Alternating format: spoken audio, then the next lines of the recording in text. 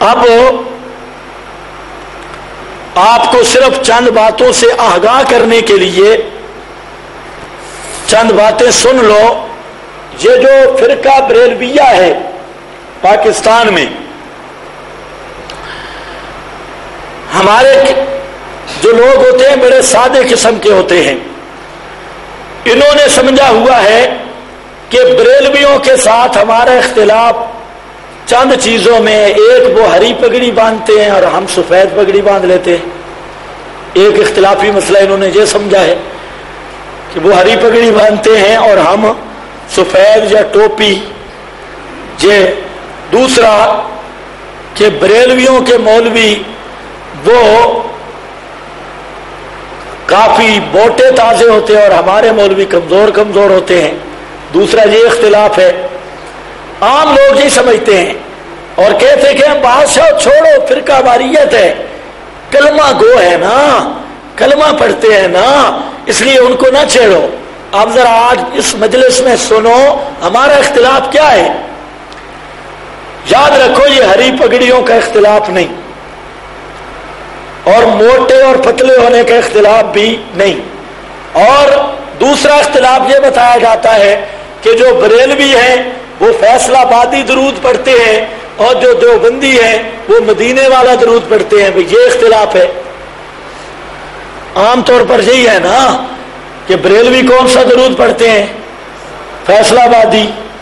اور وہابی دیوبندی کون سا درود پڑھتے ہیں؟ مدینے والا. اور لوگ کہتے ہیں بریلویوں کا درود کسی عربی کتاب حدیث کی کتاب میں نہیں ملتا اور جو دیوبندیوں والا درود ہے بخاری مسلم سب کتابوں میں ہے. تو یہ دوسرا اختلاف سمجھا ہوا ہے. لیکن یاد رکھو اختلاف ہے لیکن بنیادی نہیں. یہ بنیادی اختلاف نہیں. کچھ لوگ یہ سمجھتے ہیں کہ بریلوی وہ ہوتے ہیں کہ اگر کوئی مر جائے تو بریلوی مولویوں کی موجیں بن جاتی ہیں اور دیوبندی سکے سڑے ہوتے ہیں. بریلوی 40 دن تک کی روٹیاں وصول کرتے ہیں. کوئی ملک مر جائے، چودھری مر جائے، کبھی 40ویں کے نام پر یا دوسرے لفظوں میں بریلوی مولویوں نے عوام پر ٹیکس رکھے ہوئے ہیں. گنڈا ٹیکس ایک ہوتا ہے، ایک ملا ٹیکس ہوتا ہے. گنڈا ٹیکس تو آپ جانتے ہیں اور بریلوی ملا ٹیکس جو ہے ختم شریف کا ٹیکس، کل شریف کا ٹیکس، 11ویں شریف کا ٹیکس، اسی طرح تیجے کا ٹیکس، 12ویں کا ٹیکس، 40ویں کا ٹیکس، برسی کا ٹیکس، 12ویں ربیع الاول کا ٹیکس. یہ سارے ٹیکس جتنے ہیں بریلوی عوام پر انہوں نے ٹیکس لگائے ہیں اور دیوبندیوں نے ٹیکس اٹھانے کی کوشش کی ہے. یہ اختلاف ہے. یہ بھی کوئی بنیادی اختلاف نہیں ہے. پھر کہتے ہیں کہ کچھ عبارتوں کا اختلاف ہے. میں کہتا ہوں واللہ العظیم عبارتوں کا بھی کوئی خاص اختلاف نہیں ہے. وہ تو خواہ مخواہ انہوں نے الزام لگائے ہیں. جس طرح نبی پاک علیہ السلام پر مشرکین عرب کے الزامات تھے، علماء دیوبند پر خواہ مخواہ کے الزامات تھوپے ہیں اس توحید والے مسئلے کی وجہ سے. یہ بھی کوئی اختلاف نہیں. شاید کوئی یہ سمجھے کہ بریلوی جو ہے وہ میلاد مناتے ہیں، میلاد والے دن 12 ربیع الاول کو گدا ریڑھی بھی سجی ہوتی ہے، مولوی پر بھی ہار ہوتے ہیں، اوپر مولوی سے ہار شروع ہوتے ہیں، گدے کے پاؤں تک جاتے ہیں. یہ بھی سمجھ نہیں آتی کہ مولوی ختم کہاں سے ہو رہا ہے اور گدے کی ابتدا کہاں سے ہے. یہ سارا ایک جیسا نظام بن جاتا ہے اور دیوبندی یہ نہیں مناتے. یہ بھی کوئی اتنا مسئلہ نہیں ہے. بریلوی بیچارے آپ بتاتے ہیں بھائی میلاد منانے کی دلیل تو ہے ہمارے باپ ابو لہب نے منائی تھی. بریلویوں کی ساری کتابوں میں یہی دلیل ہے. میں نے بالاستیاب دیکھی ہے، جال حق دیکھی، مفتی احمد جار گجراتی کی پڑھی ہے جہاں، اس میں بھی یہی مسئلہ ہے کہ ابو لہب نے میلاد منائی تھی. پیر کرم شاہ کی دیکھی، ضیاء النبی کتاب، اس کے بھی پہلی جلد میں صاف اس نے کر دیا کہ ابو لہب نے میلاد منائی تھی. اور اسی طرح بریلوی بدعات پر پہلی لکھی جانے والی کتاب انوار ساتیہ 230 صفحہ کے قریب کی عبارت، جس پر 25 کے قریب بریلوی مولویوں کی تصدیقیں ہیں، جن میں بڑے حضرت اعلی حضرت کا بھی نام ہے اور ساروں نے تصدیق کی ہے.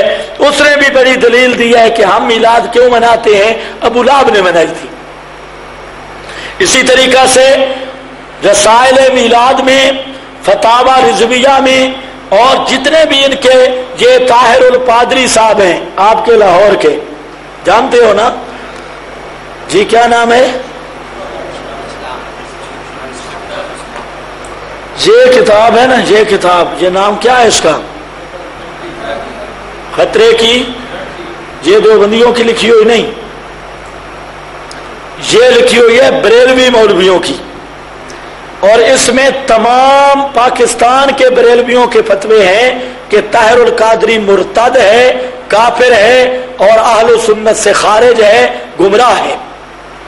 گجرانوالے سے چھپی ہے, اور چھاپنے والے ہیں محمد صادق قادری رضوی, اور اوپر لکھا ہوا ہے پاسبان مسئلہ کے رضا فیض یافتہ یا بابدال فابل ہا, فیض یافتہ امیر ملت فقیہ اعظم کوٹلی نائب محدث اعظم پاکستان نباز قوم علامہ پیر مفتی ابو داؤد محمد صادق صاحب قادری رضوی امیر جماعت رضائے مصطفیٰ پاکستان.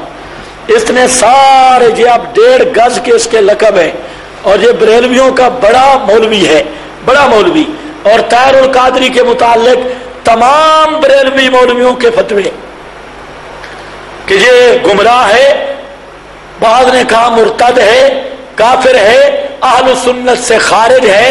اور طاہر القادری نے ایک کتاب لکھی ہے السیف الجلی, اس میں طاہر القادری نے ثابت کیا ہے کہ علی کی شان صدیق سے زیادہ ہے. اب اس کا جواب بھی خود بعض بریلویوں نے دیا ہے, علی کی شان صدیق سے زیادہ ہے, حالانکہ یہ کفریہ نظریہ اہل تشیع کا تھا, ایرانیوں کا تھا, لیکن ایرانی اور نسل نے بھی یہی ظاہر کیا. لیکن پاکستانی قوم کو کیا کون سمجھائے, دیوبندی ہیں سوئے ہوئے, انہوں نے سمجھا کوئی چھوٹے چھوٹے اختلاف ہیں, اور جو صوفیاں جی چھیڑو نہیں, فرقہ واریت ہوتی ہے. تو میں عرض یہ کر رہا تھا میلاد کا مسئلہ بھی اتنا اختلافی نہیں, ہم صرف یہ کہتے ہیں کہ مسلمان ہو تو صحابہ کے نقش قدم پہ چلو, اور ابو لہب کی نسل ہو تو ابو لہب کے نقش قدم پہ چلو, کوئی جھگڑے والی بات نہیں ہے. وہ خود کہتے ہیں ہماری بنیاد ابو لہب ہے, ہم کہتے ہیں کوئی مسئلہ نہیں, ہم اصحاب رسول کے نقش قدم پہ ہیں, تم ابو لہب کے نقش قدم پہ ہو. اور جس پہلی میلاد منائی جو مڈ تھا, بنیاد تھی, وہ بھی جہنم میں گیا. بریلوی خود مانتے ہیں, مولوی بیچارہ تقریر کر کر کے ابو لہب نے میلاد منائی, فلاں ہوا جی, نتیجہ کیا نکلا, کہتے ہیں جی ہیں تو جہنم میں. تو میں نے کہا جب اصل ہی جہنم میں ہے میلاد کی ابتدا کرنے والا, تو فروع کا کیا بنے گا, یہ تو مڈی جہنم میں گیا بھی ہے. حالانکہ ابو لہب کا میلاد بھی انہوں نے بدل دیا ہے. تو یہ بھی کوئی خاص اختلاف ہو نہیں. اگر بریلوی میلاد منانا چھوڑ دیں, خدا کی قسم مسلمان تو پھر بھی نہیں ہو سکتے. اصل مسئلہ کیا ہے, اصل مسئلہ یہ ہے جو میں اب پیش کرنے لگا ہوں. یہ کتاب ہے تجلی الیقین, تجلی الیقین. اصل مسئلہ جو اختلافی ہے, بریلوی جو عقائد رکھتا ہے, احمد رضا, مفتی احمد جار وغیرہ وغیرہ کے, یقین کرو وہ پورے قرآن کا مکذب ہے, اللہ کے پورے قرآن کی تردید کر رہا ہے. اور یہ تجلی الیقین صفحہ نمبر اس کا میرے پاس یہ 18 صفحہ ہے. اس 18 صفحہ کے اندر تجلی الیقین کا 18 صفحہ, اس میں ہے لکھنے والا کون, اعلی حضرت امام احمد رضا خان. کوئی عام مولوی نہیں, نتو خیرہ بھی نہیں, یہ سارے نتو خیروں کا امام ہے, بڑا اعلی حضرت. اب اس کی ذرا عبارت سنو, کہتا کیا ہے, ازل سے ابد تک, ازل سے ابد تک, ارض و سما میں, زمین آسمان میں, اولا آخرت میں, دنیا دین میں, روح و جسم میں, چھوٹی یا بڑی, بہت یا تھوڑی, جو نعمت و دولت کسی کو ملی یا اب ملتی ہے, جہاں آئندہ ملے گی، سب حضور کی بارگاہ جہاں پناہ سے بٹی ہے اور بٹتی ہے اور ہمیشہ بٹے گی۔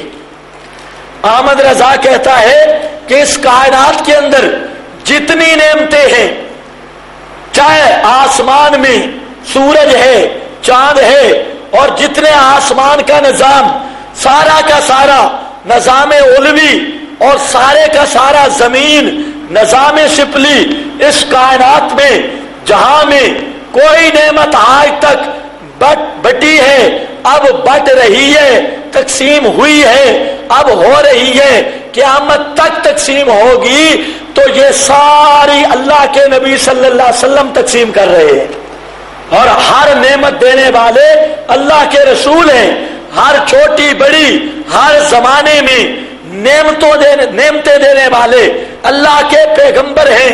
یعنی اس کائنات کے اندر جتنا نظام چل رہا ہے، سورج کا، چاند کا، ستاروں کا، رات کا، دن کا، باہر کا، بر کا، انسان کے وجود کی نعمت، صحت کی نعمت، اولاد کی نعمت، عزت کی نعمت، اور اسی طرح ذلت سے بچنے کی نعمت، کائنات کا جو نظام چل رہا ہے، احمد رضا خان کہتا ہے کہ یہ سارا نظام چلانے والے اللہ کے پیغمبر ہیں، نبی پاک صلی اللہ علیہ وسلم ہیں، اور انہی کی بارگاہ سے یہ ساری نعمتیں بٹ رہی ہے۔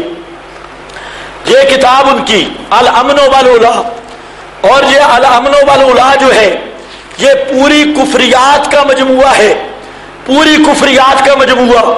اس کے الامن والعلا کا بالکل شروع ہے، اور شروع کے اندر مولوی احمد رضا نے جو شرک بھرا، خدا کی قسم اس شرک کے 40ویں حصے تک بھی ابو جہل بیچارہ نہیں پہنچ سکا۔ ابو جہل مشرک تھا، لیکن ابو جہل کہتا تھا اس کائنات کے امور نظام، بڑا بڑا نظام، یہ ان میں لا متصرفہ ان کے اندر اللہ، لا متصرفہ فیہ الا اللہ، اس کے اندر اللہ تعالی کے سوا کوئی متصرف نہیں۔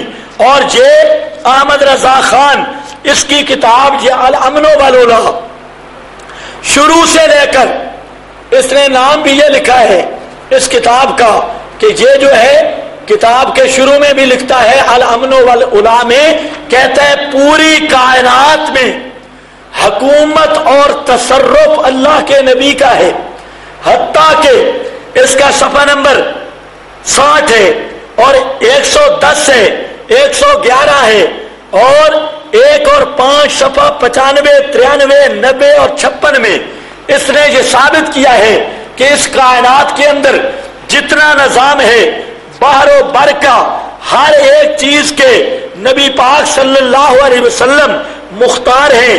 کہتے ہیں محمد الرسول اللہ، یہ صفحہ نمبر 50 ہے۔ اس 50 صفحہ پر احمد رضا کہتا ہے پورے کتاب کا خلاصہ نکالتے ہوئے، کہتا جی ہے میں تو مالک ہی کہوں گا اللہ کے نبی کو، میں تو مالک ہی کہوں گا، وہ مالک کے حبیب یعنی محبوب اور محب میں نہیں ہے میرا تیرا۔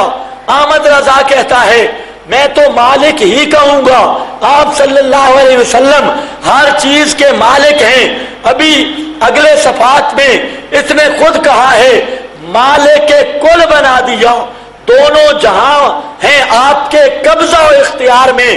اللہ نے اس پوری کائنات کا مالک کل، مختار کل اللہ نے اپنے محبوب کو بنا دیا ہے، یعنی اس کائنات کا سارا نظام عالم اللہ نے اپنے محبوب کے حوالے کر دیا۔ اسی طریقہ سے اس کتاب کا یہ صفحہ نمبر 52 ہے، پوری کتاب کفر سے لبریز ہے۔ احمد رضا کہتا ہے محمد الرسول اللہ صلی اللہ علیہ وسلم کہ رب جل و علا نے اس بادشاہ جبار نے، جلیل الاقتدار عظیم الاختیار نے صلی اللہ علیہ وسلم کو کیا کیا کنجیاں عطا فرمائی۔ ہاں ہم سے سنو اور وہ سن کے سن ہو جا۔ آگے इसने मुख्तलिफ चीजें जिक्र करते हुए कहता है कि नबी पाक सल्लल्लाहु अलैहि वसल्लम हुजूर मालिक व मुख्तार हैं, मालिक व मुख्तार हैं।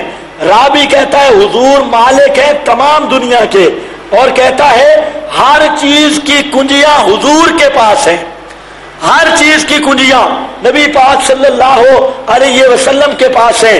इसी तरीका से कहता है कि मदद देने की कुंजियां, नफा पहुंचाने की कुंजियां हुजूर के हाथ हैं। जमीनों आसमान की सब मखलूक हुजूर के कब्जा में है और सारी दुनिया हुजूर की मुट्ठी में है। ये अहमद रजा है। मतलब क्या है?